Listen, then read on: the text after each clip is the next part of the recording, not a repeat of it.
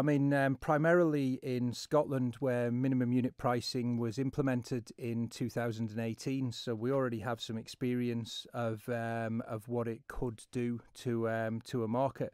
So I think there's a few things that it's done. It's pretty much put an end to really cheap price promotions on sort of bigger packs of alcohol, etc., because of that minimum unit pricing. One of the things it's done, it's actually leveled the playing field for retailers, because what it means is previously the bigger players in the retail market with the bigger buying power would have been able to sell alcohol at much cheaper prices than your average smaller independent retailers, etc. Whereas the minimum unit pricing has tended to level that playing field and mean that the big guys with their really cheap promotions haven't got the same, well, they just can't do that, so haven't got the same impact from that anymore. So on the Isle of Man, I suppose an example would be Tesco would be offering the cheaper products, and maybe convenience stores like yourselves and others, you'd be offering more expensive ones. So if this were to come in, level that off?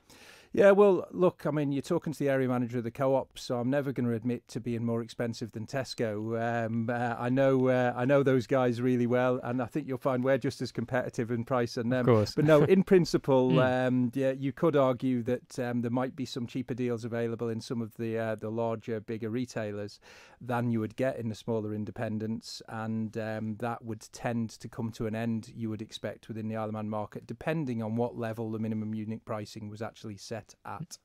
So as well as the level playing field, the end of the special offer culture that you've touched on there, what else could this result in the local market?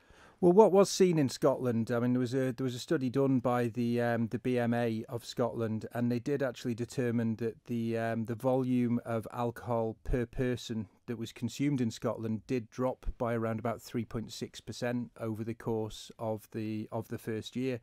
So obviously that's the general intention of this sort of measure is around public health and to try and reduce the consumption of alcohol. So it did appear to have that effect in Scotland.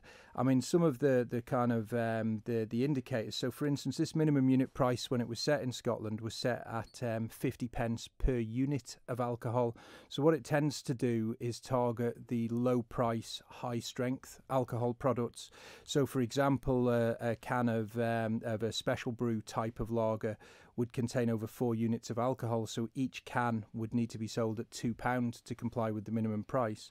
Whereas a pint of something, a more mainstream lager, something like Carling, would be only just over 2 units of alcohol in that.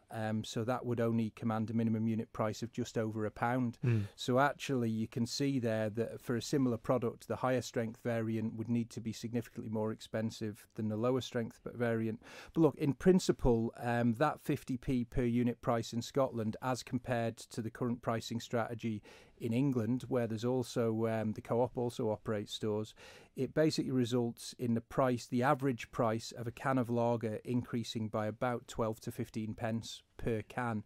And it also means that kind of differential in terms of the cheaper prices for the cheaper price per can for the bigger pack would tend to disappear also. So what does that mean for the retailer? Have you seen in those jurisdictions you mentioned fewer people buying alcohol products, or is it you've still got the demand there despite the changes?